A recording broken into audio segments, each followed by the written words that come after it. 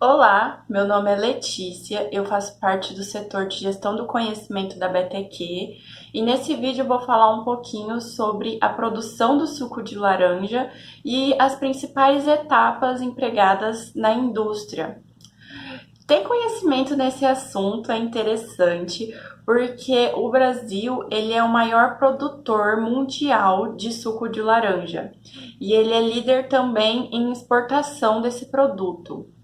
Para você ter uma ideia, o Brasil ele representa 81,5% do comércio de suco de laranja, e isso produzindo cerca de 1 milhão de toneladas por ano. Então é interessante ter uma noção do que acontece dentro da indústria para se obter esse produto. A primeira etapa encontrada, empregada dentro da indústria é a etapa de seleção da fruta. A fruta ela vai ser classificada de acordo com a sua qualidade. As frutas que apresentarem danos e não estiverem inteiras, elas são descartadas e encaminhadas para a produção de ração animal. Enquanto que as outras frutas que forem classificadas, elas vão ser encaminhadas para o processo de lavagem. Na lavagem, elas vão ser pulverizadas com água clorada. E é importante utilizar uma água de boa qualidade, não só na etapa de lavagem, como em todo o processo para a produção do suco de laranja. Isso porque, por exemplo, a água ela vai afetar na qualidade do produto final do seu suco. Então, por exemplo, se a água ela tiver um excesso de cloro, o seu produto final ele vai apresentar um sabor diferente. Se a água for mais alcalina, ela vai interferir na acidez do suco. Se ela tiver na sua composição minerais, esses minerais eles podem interferir no sabor e podem também mudar a coloração, deixar a coloração do suco mais escura. Então, o controle da qualidade da água empregada no processo também é importante para gerar um produto final de qualidade. Depois de realizar a lavagem, as frutas são retiradas a amostras e para analisar em laboratório o teor de Grau-Brix, a acidez, por exemplo, e também ver qual vai ser o rendimento daquela, o rendimento daquela produção. Após a etapa de lavagem, as frutas classificadas, selecionadas e lavadas, elas são encaminhadas para a etapa de extração. A extração ela é realizada numa espécie de prensa mecânica. Elas vão ser cortadas e vão ser prensadas, o que vai separar o suco da parte sólida, da casca e do bagaço da laranja. Essa casca e esse bagaço são encaminhados para a caixa de bagaço e utilizados em outros processos da indústria ou de outras indústrias, enquanto que o suco ele é bombeado para a etapa de filtração, também conhecida como despolpamento. Essa etapa ela é responsável por retirar todos os resíduos sólidos presentes no suco, como por exemplo a semente e os gomos, que podem ter ficado depois do processo de extração. Então, essa etapa de filtração ela é importante para você obter um produto mais uniforme e mais padronizado.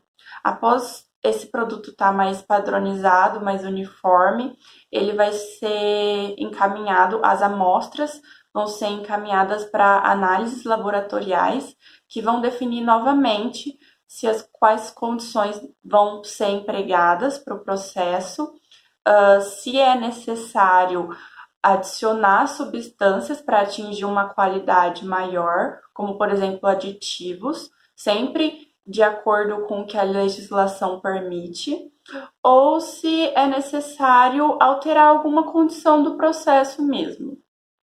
Se o produto final for o suco pasteurizado, esse suco filtrado vai ser encaminhado para o processo de pasteurização.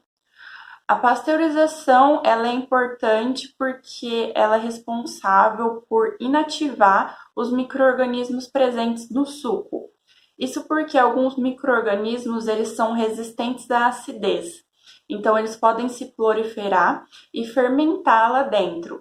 E isso pode ocorrer num escurecimento e num sabor diferente do suco, não atingindo a qualidade necessária.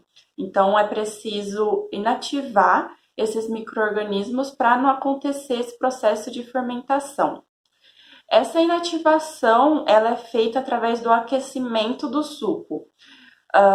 Geralmente, para o processo de pasteurização, é empregado equipamentos como o trocador de calor de placas, ou então o trocador de calor de casco e tubo. E a temperatura e o tempo geralmente são de 90 graus Celsius por 30 segundos. Isso vai mudar de acordo com o processo empregado em cada indústria. Então, o suco ele é aquecido através do contato indireto com o vapor.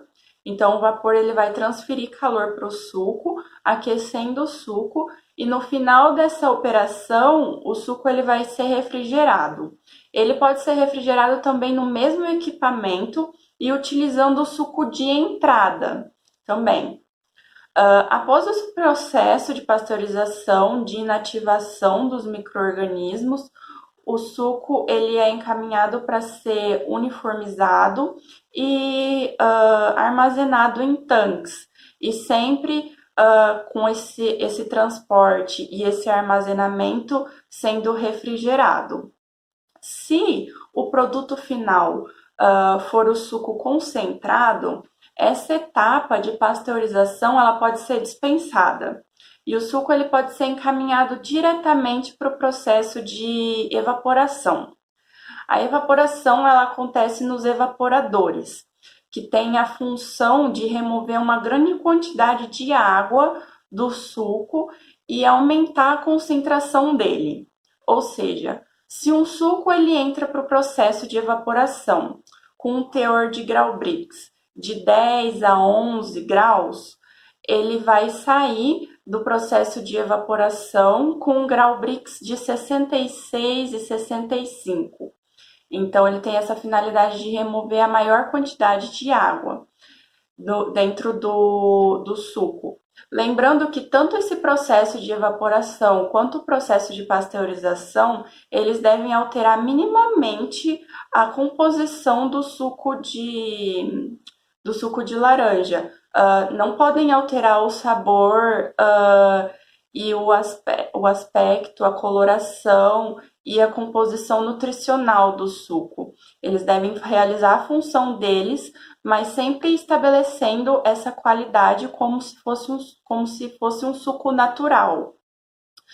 Após o processo de evaporação, então, o suco concentrado ele vai ser encaminhado para tanques de armazenamento, onde ele vai ser congelado e aí transportado para os clientes que vão sendo comercializado, então.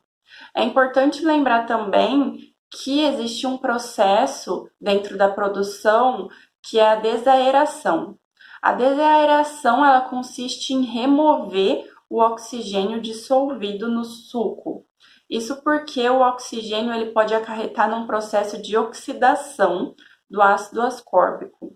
Então, é importante realizar a operação de desaeração para remover o oxigênio e prevenir e proteger a vitamina C presente no suco, valorizando então o seu valor nutricional.